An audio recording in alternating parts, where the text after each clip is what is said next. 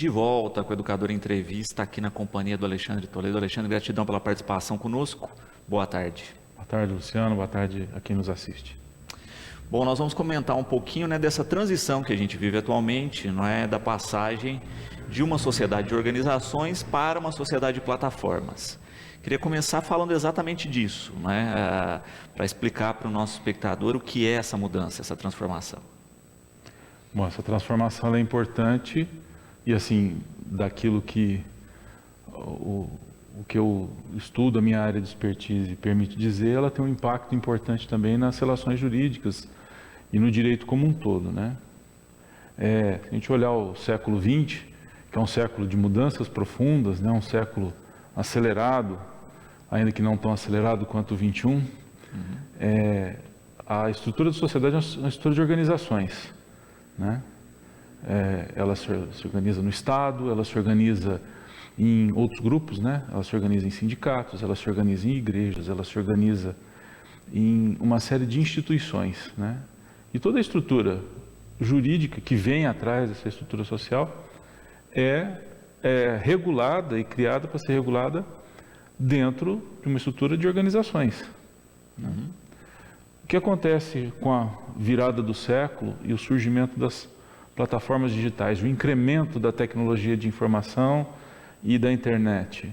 Isso muda, A gente passa a viver uma sociedade que a gente poderia dizer de plataformas, Claro que nós ainda temos organizações, mas mesmo as organizações hoje são mais espelhadas nas plataformas, estão espelhadas nas plataformas e não apenas na sua própria estrutura, E essas plataformas adquirem dimensão e adquirem importância, relevância significativa, Nós estamos falando das grandes plataformas, a gente fala do Google, a gente fala do Facebook, do Instagram, do Twitter em menor medida, mas todas essas plataformas digitais, elas não só se transformam num polo de influência para a sociedade, como na própria nova agregação social.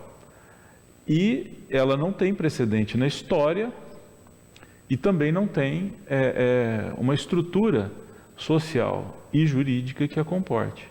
Então a gente pode dizer que hoje a gente vive uma crise de regulação, porque a gente não sabe como tratar essas plataformas, E existe uma questão importante que remonta à própria criação da internet que a gente chama internet aberta, no final dos anos 80, início dos anos 90, que ela é feita para ser um território livre, Você pega as declarações que fundam o www, o World Wide Web, ela é de um espaço de ampla liberdade, um espaço sem restrições.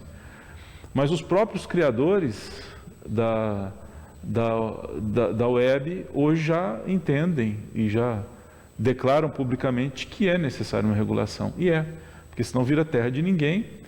E hoje a gente tem as relações humanas dentro dessas plataformas. Então isso começa a causar conflito, começa a causar prejuízo, começa a causar problema. Então a questão é como regular essa sociedade de plataformas, Porque não cabe para elas um mesmo mecanismo de regulação de uma sociedade de organizações. Organizações têm sede, organizações você consegue compartimentá-las, ainda que elas sejam muito grandes, elas têm uma identificação, elas têm um suporte físico que a sustenta. A plataforma digital não existe isso, Ela é difusa e ela é internacional, para não dizer que ela é global, Então a regulação é totalmente diferente. Então por isso que a gente vê que sucessivamente nós temos problemas sociais originados de plataforma e que são, às vezes, questões de muita importância, tanto no plano individual, como, por exemplo, uma ofensa que se pratica contra uma outra pessoa dentro de uma plataforma digital, até uma questão eleitoral, como é o caso da eleição dos Estados Unidos, altamente influenciada pela Cambridge Analytica, aquela empresa britânica que sabe e tem como expertise trabalhar dados especialmente do Facebook, e que influenciou a eleição americana que levou à Casa Branca o Donald Trump. E é importante a gente, né, ter a dimensão de tudo isso e dessa mudança e do impacto disso, não é? Porque quando a gente fala da sociedade de organizações, não é? Você tinha a proximidade disso, né? Você olhava no olho do sujeito, né? Você entendia o caminho que isso se desenrolava, que é muito diferente da sociedade de plataformas. Não é? Que às vezes você está dentro aí de uma problemática que você nem imagina quem está causando, não é? E às vezes sem saber até onde você está envolvido nisso. Exato. E a coisa é tão profunda porque quem atua na plataforma, você tem duas atuações. A da própria plataforma, direcionando conteúdos, direcionando publicidade, como as pessoas que estão na plataforma. Ou seja, um usuário que antes, né? É aquela diferença, é o cara com o banquinho ou aquela história do político na caixa de legumes fazendo discurso, qual o impacto que ele tem e qual o impacto de uma publicação que qualquer um de nós pode fazer e que se, né, viralizar, se né, tomar grandes proporções, ela vira pode virar uma questão mundial, uma publicação simples de um indivíduo. Então, a potencialidade de risco dessas plataformas, a capilaridade das plataformas é muito grande. Isso exige um outro olhar, uma nova forma de tratar o direito para essas plataformas. E estas soluções não estão construídas ainda. Há várias propostas, né, de como fazer isso, mas elas estão sendo construídas ainda. É um processo lento, né? O direito vem sempre depois da sociedade, o direito não tem como se antecipar. Uhum. Então nós vivemos uma crise de regulação. Por quê? Porque as ferramentas que a gente usa para regular o conteúdo que essas plataformas divulgam, ele deixa de ser eficaz. Nós já temos essa regulamentação hoje no Brasil, né? O Marco Civil da Internet, que é uma lei de 2011, de 2014, o que ele diz? Ele diz que as plataformas não são responsáveis pelo conteúdo veiculado nelas, a não ser que elas tenham sido notificadas para retirar. Mas notificadas por quem? Pelo judiciário. Ou seja, para uma pessoa que sofreu uma ofensa numa rede social ou que está sofrendo uma extorsão numa rede social, ela depende de acionar o judiciário para o judiciário emitir uma ordem para que a plataforma retire o conteúdo. Vamos comparar, não é, com os veículos tradicionais de imprensa, não é, o que já existe hoje, não é? A pessoa teve lá veiculada alguma matéria, alguma informação a seu respeito, não é? Ela pode automaticamente se dirigir ao veículo e ter o seu espaço de direito de resposta, não é? Só que se o veículo negar, que de fato ela vai judicializar esse processo, mas normalmente, não é? Quando a gente pega a legislação vigente, até as regras de redação dos veículos, né, isso já é uma rotina, né, inclusive de já buscar a pessoa, né, olha, estou fazendo uma matéria lá que alguém fala do Alexandre, né, eu busco o Alexandre para citar o lado dele também dentro da matéria, né? Então isso acontece de maneira mais dinâmica que nas plataformas que às vezes você cai numa pendência judicial ali que vai levar muito tempo para se ter o espaço devido ou a retirada de um conteúdo injustificado. Exatamente, é exatamente isso, né? A imprensa, durante toda a imprensa que se construiu ao longo do século XX, mesmo os grandes grupos de mídia, eles funcionam como os gatekeepers, né? Os guardas do portão. Uhum. Ou seja, eles filtram a informação para entender aquilo que é relevante, aquilo que é verdadeiro, aquilo que deve ser noticiado como notícia, né? Não obstante se ter, nos últimos anos, um crescimento expressivo do jornalismo de banalidades, né? De celebridades e de novelas, né? Quer dizer, nós temos revistas inteiras dedicadas a novelas. É jornalismo, por quê? Porque há um público para aquilo, aí é uma questão que não é meramente do interesse público na notícia, mas da informação enquanto mercado, né, enquanto produto, Mas há uma construção em que você cria pessoas responsáveis por aquilo, você cria estruturas para atender a determinados padrões de regularidade, ou seja, se ele vai noticiar algo que é falso, ele vai ser responsabilizado por aquilo, né? E isso tem impacto não só no ponto de vista da posição comercial, que está ligada à confiabilidade do órgão de imprensa, mas até mesmo na questão indenizatória. Quer dizer, você tem como processar o jornal pela informação que ele divulgou falsamente. E você tem como exigir daquele jornal uma resposta. E os jornais, os órgãos de imprensa, por maiores que eles sejam, eles também têm um âmbito limitado e controlado, né? Diferentemente de uma plataforma digital que você não tem o âmbito nem limitado e nem controlado, né? Quer dizer, você soltou uma informação, a gente precisa ser muito responsável com aquilo que a gente coloca na rede social, com aquilo que a gente coloca para o público em geral. Por quê? Porque aquilo se dissemina e você pode perder o controle. Não que não seja rastreável, ele é rastreável, mas às vezes não é economicamente viável rastrear. Né? Às vezes isso foi compartilhado tantas vezes por tantas fontes, né? E as fontes migram, né?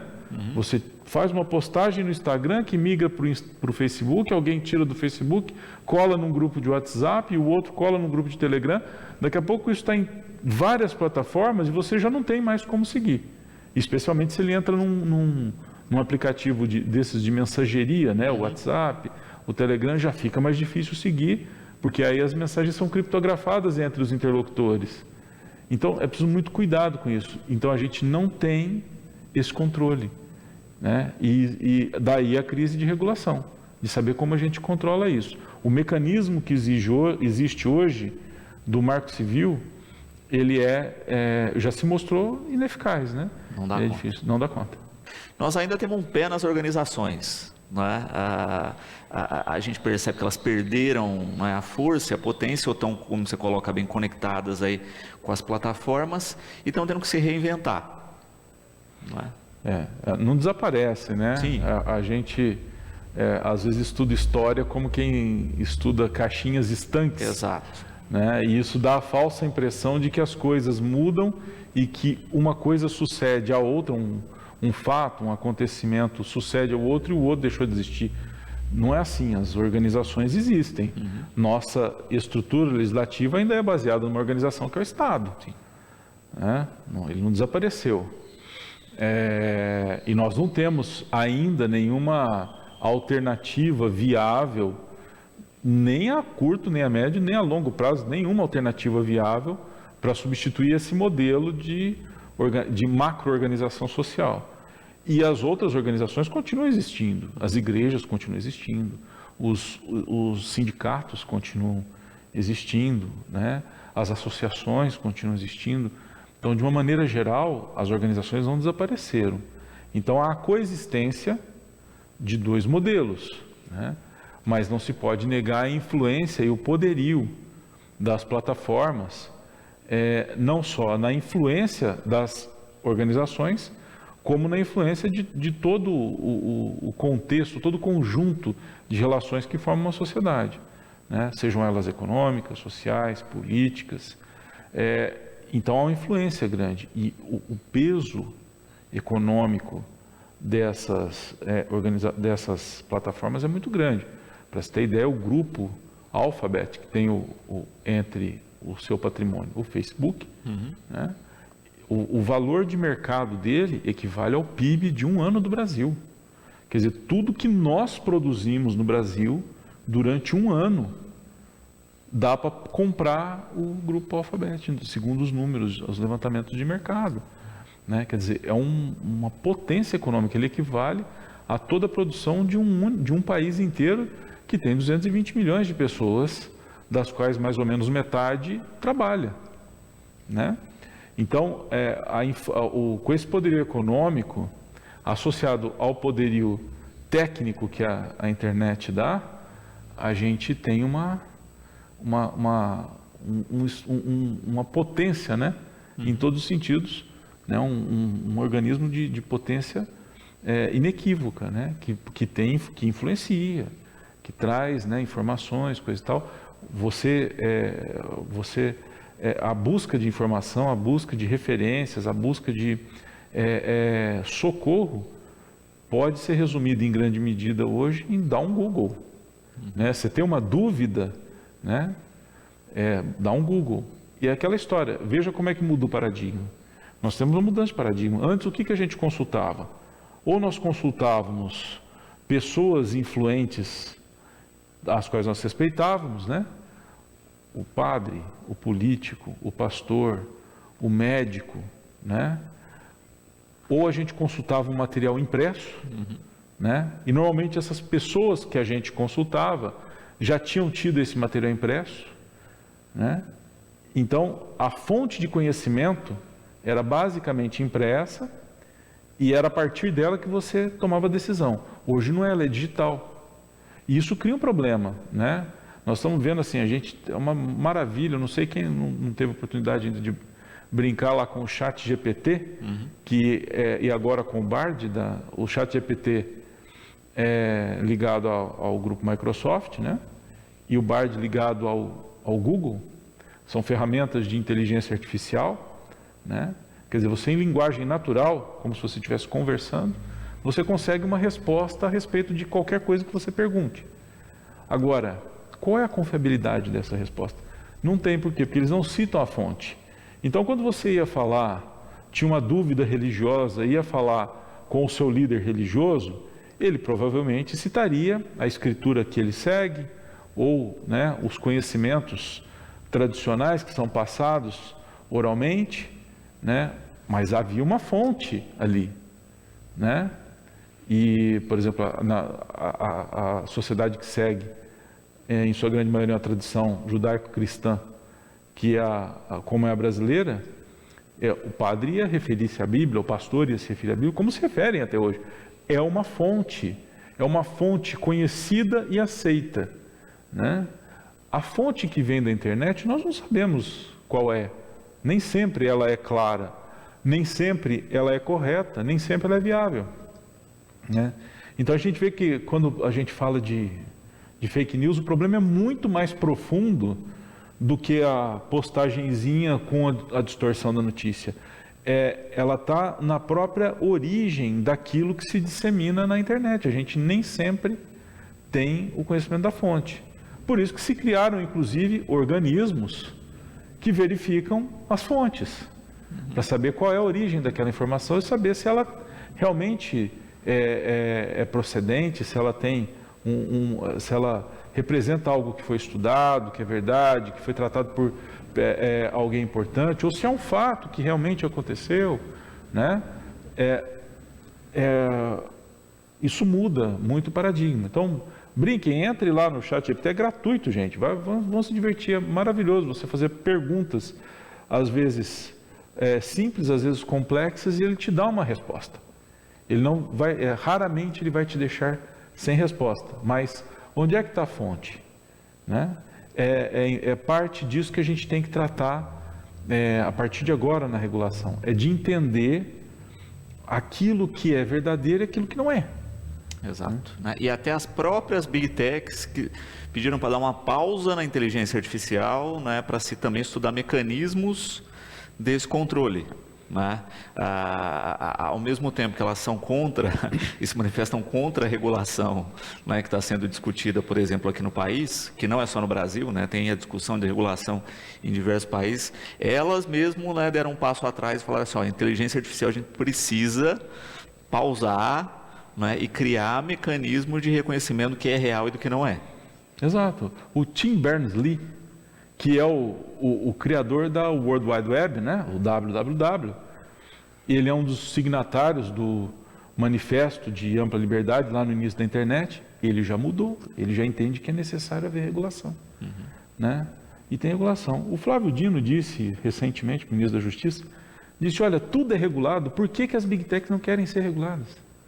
E se vocês forem ver, isso é um negócio importante. A regulação, a gente às vezes tem uma certa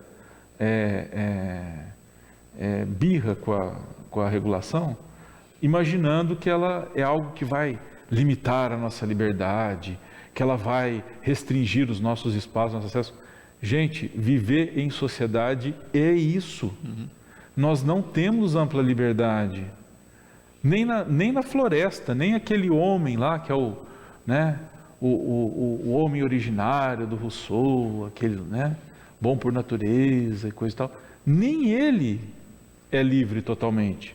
Por quê? Porque ele depende da natureza para prover o alimento para ele e ele tem que, né, ele não faz o que ele quer. Então a gente tem a falsa impressão que é gerada, inclusive, pelas plataformas digitais. A gente tem a falsa impressão de que a gente pode fazer tudo. A gente tem a impressão que a gente entra no nosso celular e a gente começa a jogar um joguinho de tiro que aquilo pode se tornar realidade e eu passo a querer atirar nas pessoas sem um motivo aparente ou apenas para satisfazer um desejo de vingança por alguma banalidade acontecida, por alguma bobagem acontecida. Isso não dá para ser reproduzido no mundo real. Por isso é que precisa de regulação. E o Brasil começa a discutir justamente isso, né? Tem lá o marco legal, a gente começa a discutir a APL aí 2630, que, de novo, né, a gente já, no início da discussão, a gente já começa discutindo errado, porque se vende a ideia de PL das fake news ou PL da censura, né? E ninguém pega o texto integralmente para ver que não é nem uma ponta nem outra, e é muito mais amplo do que tudo isso. Exatamente. Para começar, a PL 2630, ela não começou, ela foi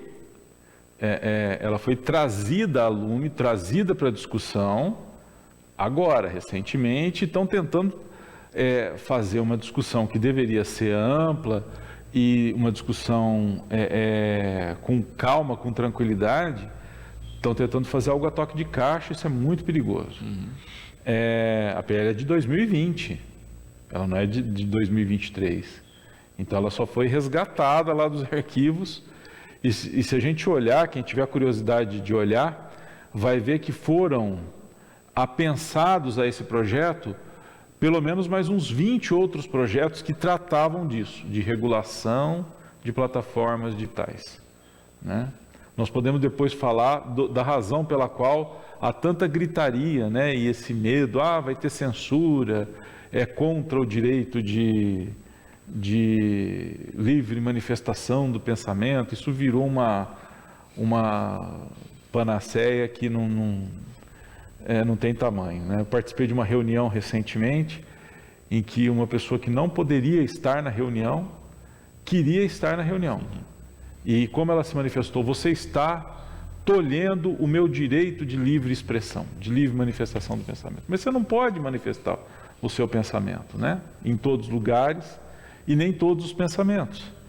E é difícil, as pessoas elas criaram, né, a ideia falsa de que você pode falar o que você quiser, quando você quiser. A gente pode tratar disso depois. Mas falando especificamente do projeto, ele tem o mérito de trazer a discussão e de trazer uma ideia importante disso que a gente está falando sobre regulação, né? Isso não é novidade, não é novidade. A Alemanha já tem o NetzGD, que é uma lei de plataformas digitais da Alemanha, e agora foi aprovado ano passado na Europa a lei de serviços digitais. E se vocês olharem, a lei de serviços digitais está disponível na internet também, viu, gente? A internet tem bastante coisa interessante, além das bobagens, mas tem todas essas legislações. Se você comparar com o que tem no projeto brasileiro, claro que há diferenças, claro que a gente tem uma regulamentação muito mais profunda na Europa. Eles são muito bons em fazer isso, né? Em criar regulações. Então, há necessidade de aperfeiçoamento, há necessidade de ampla discussão com a sociedade, até porque muitas vezes o modelo europeu não é o melhor modelo para o Brasil, mas a estrutura é a mesma. Quais são os pilares do PL 2630? O primeiro pilar é o seguinte: a gente muda uma coisa que tem no Marco Civil da Internet e que é herdado lá dos anos 90 nos Estados Unidos. Nos Estados Unidos, nos anos 90, quando as plataformas surgiram, Qual era a interpretação dele? Olha, a plataforma não é responsável por aquilo que é veiculado nela. É responsável a pessoa que veicula, né? Então, por exemplo, se eu publico um artigo no Facebook ou num blog qualquer, a responsabilidade do artigo é minha, não do Facebook ou do blog onde eu publiquei, né? Essa é a ideia que está lá, artigo 18 e 19 do Marco Civil da Internet. E se, claro, ela causar dano, ela causar prejuízo a alguém, a plataforma é obrigada a retirá-la, desde que exista uma ordem judicial para isso, ou desde que viole o termo ali os termos de uso da plataforma e ela retire espontaneamente, né? Qual é a intenção do projeto? A intenção do projeto é que esse cuidado, essa regulação do conteúdo e da retirada do conteúdo, seja, antes de terminar no judiciário, ela seja mediada dentro da própria plataforma. As próprias plataformas criariam mecanismos de moderação de conteúdo. Então, como é que ela faz essa moderação de conteúdo? Primeiro, a partir do mapeamento de riscos. Por exemplo, se é uma informação que tem consigo uma carga de discurso de ódio e que viole a legislação, né? Então, por exemplo, um discurso racista, viola a legislação, Lei 7.716, um discurso contra o Estado Democrático de Direito, viola a Constituição, e há um artigo específico no Código Penal a respeito disso, exponha pornografia infantil, é crime expor pornografia infantil, quer dizer, esse filtro a plataforma já tem que fazer, e várias delas já fazem, né? Em grande medida, e você filtra aquilo e não deixa publicar, ou retira quando ele foi publicado. O outro mecanismo é mediante a reclamação do usuário. O usuário aponta lá, olha, esse discurso aqui viola a lei. E o que a plataforma vai fazer? Ela vai tirar? Não, ela vai analisar, ela vai instaurar um procedimento.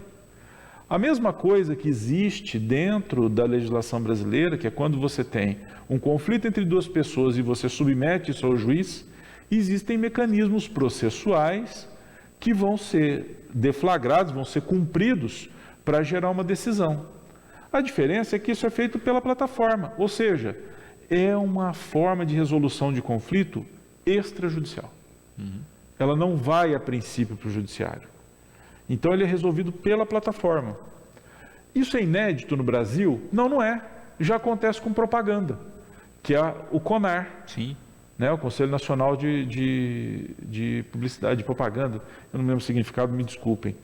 Mas o CONAR ele já faz esse controle. Então, quando tem uma propaganda que viole preceitos éticos ou legislação, o CONAR convida a agência de publicidade e o órgão que veiculou a propaganda a retirar aquela propaganda do ar. Né? Ele tem poder de retirar o CONAR? Não, ele não tem. Né? E essa é uma diferença significativa em relação à plataforma. Ela vai poder retirar do ar, ela pode tirar preventivamente, se ela entender que a reclamação a priori funciona daquela maneira, né? Assim, é efetivamente ofensiva, se ela ofende os termos de uso, ela ofende a legislação, né? Ela pode retirar a priori, mas ela vai dar oportunidade para que a pessoa que publicou aquilo se defenda. E ela pode voltar à publicação ou ela pode simplesmente dizer e dar uma resposta para o usuário. E nos dois pontos, o usuário que publicou e o usuário que denunciou. Ela vai tomar decisão e vai submeter a eles. Se eles não concordarem, eles vão ter o judiciário para se manifestar. Mas você tem um mecanismo dentro da plataforma para a resolução de conflitos. Hoje, as plataformas não têm esse mecanismo. Elas agem de acordo com aquilo que elas entendem que é o correto. E aí muitas vezes acontece isso, né? A gente denuncia coisas gravíssimas, se mantém a coisa lá, né? E outras às vezes banais são retiradas. Exato. Gente, vai ter erro nessa apuração? Vai, como tem erro de julgamento também, né? Mas o importante é que tenha o procedimento. Esse procedimento, ele se chama autorregulação regulada. Autorregulação por quê? A própria plataforma vai criar os mecanismos e veja, o projeto de lei não diz como tem que ser. Ele diz o que tem que conter. Ele diz que você tem que garantir o direito de denúncia, ter os mecanismos de acesso, ter os mecanismos de resposta. Certo? Para a pessoa que foi denunciada. Como vai fazer isso? A plataforma faz a autorregulação. E por que ela é autorregulação regulada? Ela é regulada porque a legislação é quem está determinando. Ou seja, você tira um peso do Estado fazer isso, o peso do judiciário fazer isso. O judiciário não tem estrutura para lidar, para lidar com as questões para as quais ele está estruturado. Né? Quer dizer, ele está estruturado dentro de uma sociedade de organizações. Ele não está preparado para a resposta rápida que a sociedade de plataformas exige. A plataforma está. Né? E ela, além disso, ela tem que mapear riscos. Ela tem que mapear os riscos e tem que dar resposta a esses riscos. E por fim, que é o terceiro ponto, né? Então o primeiro ponto é a moderação de conteúdo com mecanismos de resposta. O segundo ponto é criar esses mecanismos, deixar eles prontos e mapear os riscos. E o terceiro ponto, que eu acho fundamental, que é o mecanismo de transparência. É a gente dizer qual é a origem de determinadas publicações. Então, por exemplo, a plataforma sinalizar, olha, isto aqui é um conteúdo patrocinado. Quem é que está patrocinando isso? Porque a partir de quem está patrocinando, você sabe qual é o interesse. Né? Se a loja XPTO divulga a venda de uma camiseta, o interesse dela é vender. Se um político divulga o entendimento sobre uma matéria legislativa, uma matéria econômica, uma matéria política, sabe-se que aquele político é filiado a determinado partido, que ele tem determinada linha ideológica, então você sabe que aquilo tem um viés próprio. Esse é o grande problema, a gente não sabe, e aí a gente fala, nossa, isso veio de onde? Né? A pessoa sempre fala, olha, o Brasil está se tornando comunista, olha, mas quem disse isso? Por que é isso? Né? Então tem que se dizer qual é a fonte, quem é que está dizendo. E aí, a gente já fazendo um gancho para uma discussão que a gente pode ter sobre manifestação de pensamento, a gente tem que lembrar que a Constituição, ela permite a livre manifestação de pensamento. Mas dentro dos termos da Constituição, vedado o anonimato e com a responsabilização pelo que você disse. No último bloco, né, levantamos a questão dos limites aí da nossa liberdade de expressão, não é? Ela é aquela história, né? A gente tem a liberdade em si, mas a gente tem outras leis que correm em paralelo, estão juntas. Não é?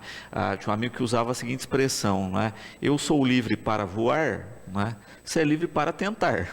Não é? Dependendo do mecanismo, você vai ter eficiência disso ou não. Exatamente. Não é? A mesma coisa a gente fala da liberdade de expressão, né? Você tem outras leis em paralelos que você pode dizer o que você quiser, mas dependendo do que você disser, você terá consequências. Vamos fazer uma progressão.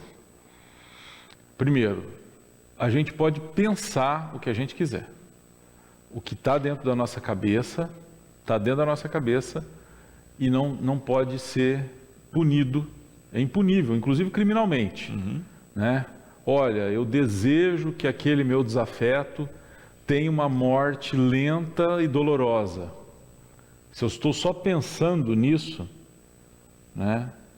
E eu posso ser o agente dessa morte lenta e dolorosa, se eu estou apenas pensando a esse respeito, algum problema? Não. Nós temos ampla liberdade de pensar, de imaginar, de manter a coisa dentro da nossa cabeça. Teu problema vai ser com a tua consciência. Exatamente. Né? É um espaço de individualidade pleno, dentro da nossa cabeça. A gente pensa o que a gente quiser, se a gente quiser achar que é o rei do mundo e pode fazer do mundo o que quiser, tranquilo. Enquanto está dentro da nossa cabeça, está tudo certo. Né? O problema é a manifestação do pensamento. Né? E veja como a manifestação aliada a plataformas digitais, ela pode criar uma falsa impressão de liberdade. As pessoas, quando estão com o celular na mão, elas não estão interagindo com ninguém. Se ela está vendo um filme, se ela está no computador, ela não está interagindo com ninguém. Ela está interagindo com o equipamento, e esse equipamento pode estar conectado ou não a outras pessoas. Né?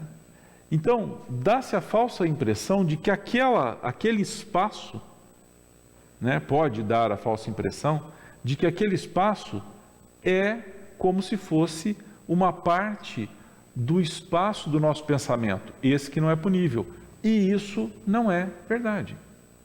Quando a gente publica essa manifestação, a gente fica sujeito a limitações.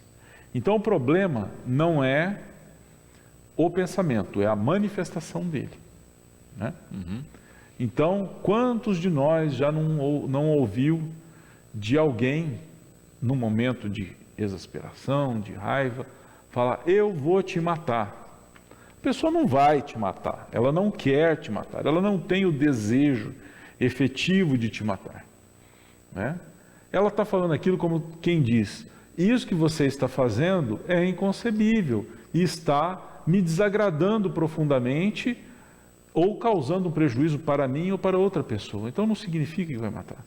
Eu vou te bater, eu vou te arrebentar, Mas, dependendo do contexto em que isso é publicado, é diferente. Tivemos recentemente o caso do jogador Wallace, da Seleção Brasileira de Vôlei, né? Que faz uma manifestação numa rede social com uma arma em punho, dizendo quem usaria para dar um tiro na cara do presidente da República. Isto não é concebível. Por quê? Porque deixou de ser o pensamento, com todo o ódio que ele possa ter pelo presidente da República. Né? Quando ele manifesta isso, você tem alguns fatores. É o lugar que ele manifestou, quer dizer, ele não está na caixinha, ele não está no treino do time de vôlei dele, ele não está dentro da casa dele. Ele está numa rede social, ele é alguém que tem capilaridade, ele tem muitos seguidores. Né? Ele é alguém que tem uma posição social de uma pessoa vencedora, ou seja, uma pessoa que tende a ser seguida.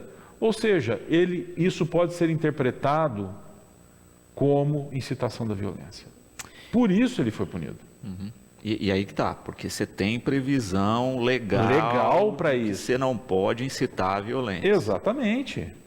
Você não pode incitar a violência nesse nível. Né? Então, vejam, há uma diferença. Ele pode pensar, olha, eu tenho um desejo profundo de matar o presidente da República. Certo? Mas a partir do momento que ele vai para uma rede social e manifesta isso, ele está semeando uma ideia. E aí a gente tem um outro fator também das redes que eu acho que é importante discutir, que é a questão do anonimato. Não é? A gente fala sempre, né, que ninguém é de fato anônimo nas redes, que pode ser rastreado e tal, mas a gente tem a falsa sensação do anonimato. E se fala muito disso, né, de se criar mecanismos, olha, você vai ter agora de preencher o dado completo para abrir o e-mail, para abrir a conta na rede social, pôr o seu endereço, pôr o seu CPF lá, e etc. e tal, até para que a gente tenha uma atuação legal mais ágil. Não é? Vamos pensar aí de casos que já houveram na rede, que o sujeito lá está de fato fomentando um ataque a uma escola. Não é? Se a rastreabilidade é mais ágil, se a Big Tech tem lá um grupo que está fazendo isso, né? Acionar a estrutura legal e policial para pelo menos, não é, intervir e ver se isso procede ou não, é muito mais ágil, não é, do que como funciona hoje. Não tenha dúvida, né? Quer dizer, a plataforma, veja, a função da plataforma não é só bloquear, mas acionar as autoridades competentes. Sim. Para evitar um dano grave, né? É esse mapeamento de riscos que está no PL 2630. As plataformas têm que mapear essas situações para quê? Para agir de forma preventiva e proativa. Porque aí, de fato, eu estou rastreando isso, tendo a proatividade, rastreando também recurso, tem alguém financiando aqui, né, etc. A gente tem ações que beiram o financiamento de terrorismo, né? Se se é um ato, né? A gente teve aí tentativa de colocação de bomba em aeroporto. Financiamento terrorismo. Tentativa não, né? Não funcionou. Consumada a vandalização de patrimônio público com financiamento. Com financiamento, que é o caso do 8 de janeiro. Isso não é terrorismo? É. E aí a gente cai em uma outra questão também prática, né, que vão voltar para os meios tradicionais, né, meio de imprensa aqui, não é? Eu tenho toda uma legislação enquanto jornalista que eu devo seguir, não é? Caso eu não siga, eu estou aí, não é, alvo de várias sanções, inclusive até a perda do registro profissional, não é? Como várias profissões têm isso, não é? Um exercício equivocado de medicina vai gerar isso, no direito também, etc. Né? Aí na rede social o sujeito cria um perfil que se diz perfil de notícia, né? Coloca o que quiser e as pessoas compram como se fosse real. Né? Então também quando se fala da distinção, né, do que é um veículo de notícia, do que é um profissional de notícia, com um selo, com uma identificação correta, do que não é, também ajuda muito. Ajuda. Veja que isso é muito difícil, né? Esse controle é muito difícil. Até porque tem muita gente boa falando coisas importantes e relevantes e que não tem registro profissional e que está se manifestando na rede. Sim. Então, aí nós temos que ter a questão do público separar. E a gente sabe que o público nem sempre escolhe bem. Né? E não escolhendo bem, é claro que pode ter consequências de você eleger como uma fonte. Nós estamos falando aqui de novo, né, gente? De conhecimento que vai estruturar uma decisão, que vai fundamentar, que vai basear uma decisão. Que é o que a gente faz, né? Olha, eu quero fazer um bolo. Então eu vou entrar numa página de receitas, pegar a receita do bolo e reproduzir aquela receita na cozinha da minha casa. Com certeza vai ser um desastre mesmo seguindo a receita.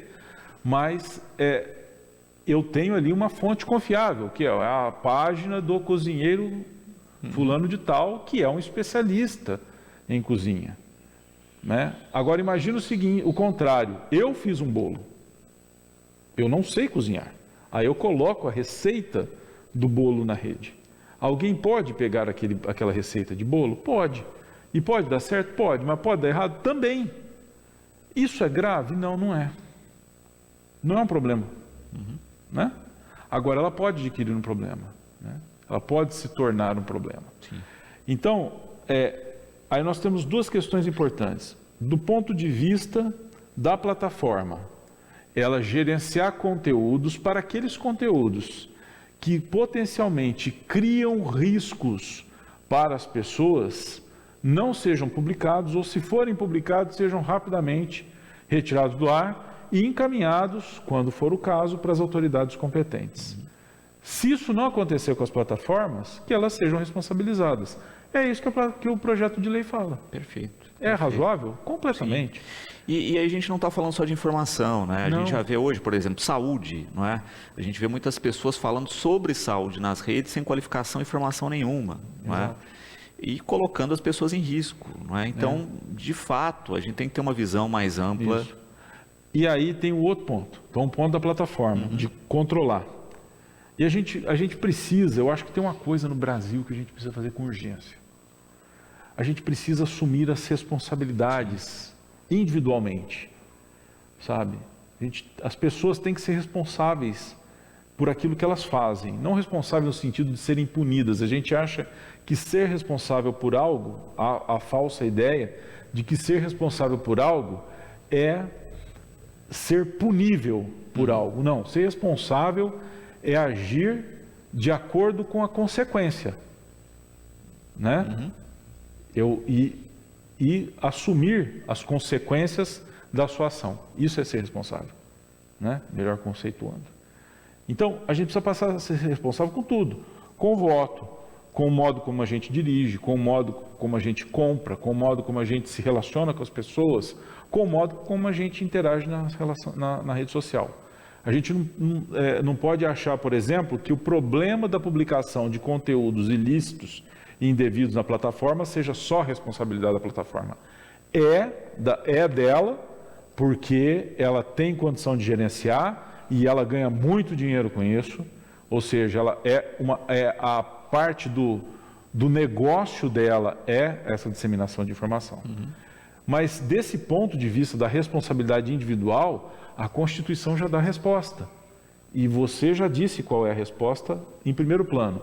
Quando eu faço a manifestação de pensamento, de conhecimento, a manifestação artística e tudo mais, eu não posso ser anônimo.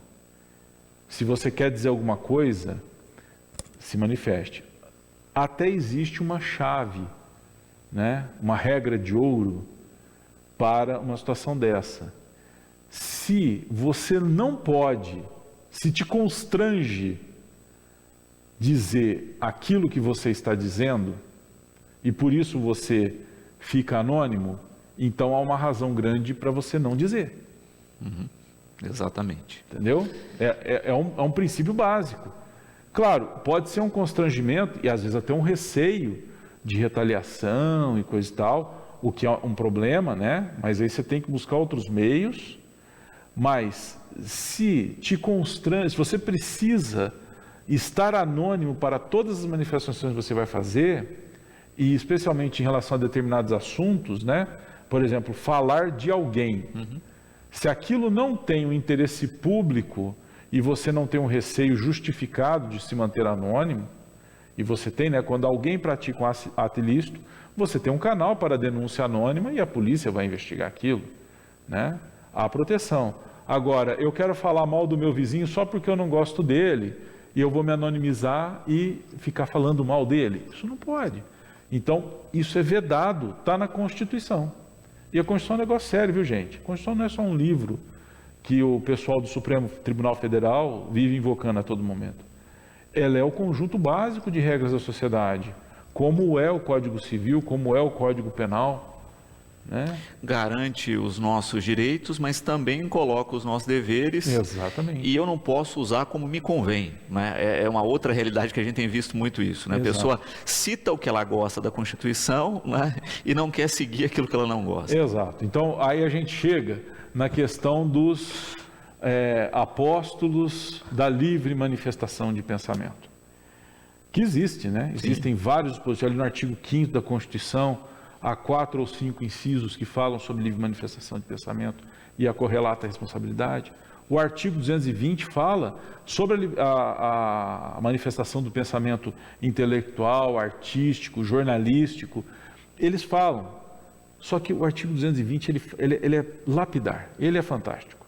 Que ele diz o seguinte: é livre a manifestação de pensamento artístico, intelectual e tal, nos termos desta Constituição. O que ela está querendo? O que ele está querendo dizer com isso? E que não vale só para esse artigo, mas vale para qualquer outro dispositivo de qualquer outra legislação. Os dispositivos legais não são isolados. É daí que se diz que não há direito absoluto. Eles estão sempre, tem que ser sempre analisados, interpretados em conjunto com outros dispositivos, né? Então, quer dizer, olha, eu tenho o direito de livre manifestação? Eu tenho. Só que se eu me manifestar, eu tenho que saber se eu posso me manifestar naquele ambiente. Eu não posso, eu como advogado, não posso entrar na sala de um juiz, e olha que o advogado tem prerrogativa de se dirigir ao juiz, mas eu não posso invadir uma audiência de segredo de justiça e querer que ele despache a minha petição. O que ele vai fazer? Ele vai chamar a segurança e vai me botar para fora. E ele vai poder fazer isso? É claro que ele vai poder fazer isso. Por quê? Porque eu não posso, naquele momento, me manifestar. Eu também não posso me manifestar de determinadas maneiras. Eu não posso ser grosseiro, eu não posso ser ofensivo, né? E por que isso? Porque há um conjunto de regras que diz, olha, eu posso me manifestar livremente, mas eu não posso ofender as pessoas, eu não posso atentar contra o Estado Democrático de Direito, eu não posso incitar a violência, eu não posso praticar racismo, eu não posso praticar a homofobia, eu não posso... Há uma série de regras. Algumas regras jurídicas, outras regras morais. mas há regras. Então eu não posso dizer o que eu quero, quando eu quero, do jeito que eu quero. E é interessante que parece que a sociedade hoje quer o direito ao preconceito, muitas vezes, né? Pois é. O sujeito não diz isso com essas palavras, mas ele quer ter o direito de ser preconceituoso, né? O que é um absurdo, vivendo em pleno século XXI, a gente pensar nessa possibilidade. Alexandre, quero agradecer a participação, já deixar agendado uma próxima, né, porque a gente sabe que essa legislação ainda vai ter muito debate e é importante que ela seja discutida com profundidade, né, para que a gente chegue num termo aí que de fato funcione, né. Eu até fracionaria, né, eu votaria primeiro, vamos votar a questão da identidade na rede, né, tem que ser obrigatória, não tem, né, acho que isso até aliviaria o processo e a gente ia construindo um passo a passo mais rico, mas enfim, né, isso é uma opinião pessoal. Mas fica sempre o convite aqui para participar e eu espero realmente que isso, né, que as pessoas comecem a ter uma visão menos polarizada, né, menos manchetada aí da legislação, mas que comece de fato a ler toda a estrutura legal e debater ponto a ponto. Exato. Apenas uma consideração sobre essa questão da importância do debate com a sociedade. O Marco Civil da Internet, ele é uma lei que tem um reconhecimento internacional. Por quê? Porque ela é uma lei construída a partir de um amplo debate com a sociedade, ao longo de 3 ou 4 anos. Isso é muito importante. Então, tomara que seja. E vejam, gente, tudo que nós falamos aqui sobre regulação, sobre a legislação, sobre o PL 2630, isso é o que está em debate. Nada disso está valendo ainda, tá? Nada disso está valendo ainda. A gente espera que aconteça muito em breve, a gente consiga achar um ponto de consenso para implementar medidas de regulação de plataforma, para que a gente possa ter uma convivência dentro dessas plataformas mais pacífica, porque é inegável que elas são extremamente úteis para a sociedade, mas precisa haver uma regulação para que ela seja efetivamente útil ao ponto de não causar prejuízos, não causar danos à sociedade e às pessoas. Eu agradeço novamente o convite e a oportunidade, é sempre uma alegria e uma honra poder estar aqui, poder conversar com os telespectadores, conversar contigo, que é alguém que eu respeito muito, para a gente poder arejar as ideias.